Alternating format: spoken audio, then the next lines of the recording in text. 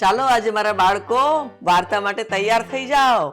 ઓ ધ્યાનીબેન, ઓ ધ્યાનશીબેન, ઓ વિહાનભાઈ, ઓ દેવમભાઈ, ચાલો ચાલો આજે વાર્તા સાંભળવા આવો. આજે હું તમને ઉંદરની વાર્તા કરીશ. એક વખત એક ગામમાં એક નાનકડો ઉંદર રહેતો હતો. એટલો બધો મોજીલો ને તો આનંદમાં ફર્યા કરે. અને એમાં એક વખત છે ને રસ્તામાંથી શું મળ્યું ખબર છે? ડમરું. જો, અને આખો દિવસ એ ડમરું લઈને ફર્યા કરે. ડુમ ડુમ ડુમાક, ડુમ ડુમ ડુમાક, ડુમ ડુમ ડુમાક, ડુમ ડુમ ડુમાક. અને પછી એમ ફરતા ફરતા એક દિવસ એ ઉકરડામાંથી એને એક સરસ મજાનું કપડું મળ્યું. હવે એ કપડું મળ્યું એટલે લઈને તો મા પાસે ગયો.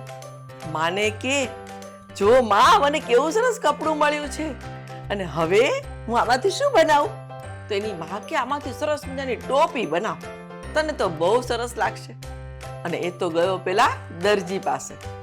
દરજી પાસે ગયો અને કે દરજીભાઈ, દરજીભાઈ, મને ટોપી સીવડી દો ને. અરે મારી પાસે ટાઈમ નથી, હા, તું બીજા પાસે જા. એટલે તો ઉંદરે શું કીધું ખબર છે? રાજા કો બુલાઉંગા, સિપાઈ કો બુલાઉંગા, બડે માર ખાઓગે તબ મજા આएगा.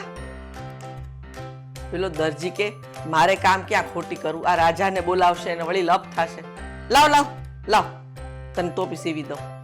અને એને તો ટોપી સીવી દીધી. એટલી સરસ ટોપી સીવીને એટલે પછી તો હવે એને એમ થયું કે આ ટોપીમાં હજી કંઈક ખૂટે છે. લાવ સરસ મજાનું ભરતકામ કરાવું. એટલે ભરતકામ કરવા વાળા પાસે ગયો. ભરતકામ વાળાને કે એ ભાઈ, મને આમાં થોડુંક ભરતકામ કરી દો ને. ભરતકામ વાળો કે અરે મારી પાસે કાંઈ સમય નથી, હો, હું ખૂબ બિઝી છું. અરે તમારે સીવી જ દેવી પડશે. હવે તો ઉંદરને છે ને આમ વટમાં આવી ગયો તો. રાજા કો બુલાઉંગા, સિપાઈ કો બુલાઉંગા, બડે માર ખાઓગે તબ મજા આएगा. ફરી પાછું પેલા ભરતકામ વાળાને થયું કે આપણે આને ક્યાં આપણે હેરાન કરીએ. ચાલ ભાઈ, તને સીવી દઉં પહેલા. અને પછી એને સરસ મજાની ટોપીમાં ભરતકામ કરી દે છે. અને હવે તો ટોપી એટલી સુંદર લાગે છે એટલે માથા ઉપર ટોપી ફેરી અને ગામમાં ફર્યા કરે અને ડમરું વગાડતો ફરે. ડુમ ડુમ ડુમાક, ડુમ ડુમ ડુમાક, ડુમ ડુમ ડુમાક, ડુમ ડુમ ડુમાક. હવે આવી રીતે નાચતો નાચતો જતો હતો અને બરાબર રાજાના મહેલ પાસેથી પસાર થયો. પેલો રાજા છે ને મહેલમાં બેઠો બેઠો સાંભળે કે આ ડમરૂનો અવાજ આવે છે. આ કોણ છે? સિપાહીને કીધું કોણ છે? તો કે અરે એ તો પેલો ઉંદર છે એ કે. એટલે રાજાએ તરત એની બારીમાંથી જોયું તો ઝરૂખામાંથી જોયું ને તો પેલો ઉંદર દેખાય, હા, સામેથી. ડુમ ડુમ ડુમાક, ડુમ ડુમ ડુમાક, ડુમ ડુમ ડુમાક. રાજાની નજર એની ટોપી ઉપર પડી ગઈ. રાજાને તો ટોપી ખૂબ ગમી ગઈ. હવે રાજાએ નક્કી કર્યું કે આ ટોપી મને જોઈએ છે. એટલે એને પેલા સિપાહીને કીધું કે જાઓ પેલા ઉંદરને પકડી લાવો મારી પાસે. એટલે સિપાહી તો ગયા ઉંદર પાસે.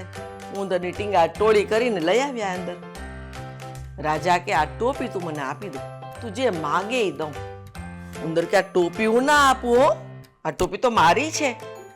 રાજા કે તને જેટલા પૈસા જોઈએ એટલા આપી દઉં, તું જે માગે એ દઉં.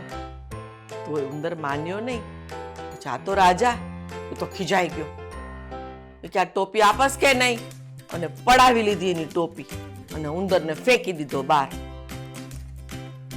હવે ઉંદર તો નિરાશ થઈ ગયો પણ હતો તો આનંદી ને. એટલે એને શું કર્યું ખબર છે? ડમરું વગાડતો જાય અને બોલતો જાય, રાજાએ મારી ટોપી લઈ લીધી, રાજાએ મારી ટોપી લઈ લીધી, રાજા ભિખારી, રાજા ભિખારી. મહેલની સામે ઊભો ઊભો બોલે. બધા સાંભળે, રાજા પણ સાંભળે. રાજા કે આણે તો મારી આબરૂ લઈ લીધી. બારીમાંથી અંતે ટોપી લઈને ઘા કર્યો કે જા તારી ટોપી કોણ લે. તો તરત જ પટ દઈને ઉંદરે તો ટોપી લઈ લીધી ને પહેરી લીધી. અને પછી ફરી પાછો ડમરો વગાડતો વગાડતો રાજા બી ગયો, મારી ટોપી આપી દીધી, રાજા બી ગયો, મારી ટોપી આપી દીધી. ડુમ ડુમ ડુમાક, ડુમ ડુમ ડુમાક, ડુમ ડુમ ડુમાક, ડુમ ડુમ ડુમાક. અને નાચતો નાચતો ચાલ્યો ગયો. આવો મોજીલો ઉંદર હતો. બોલો, આ વાર્તા મજા આવી કે નહીં?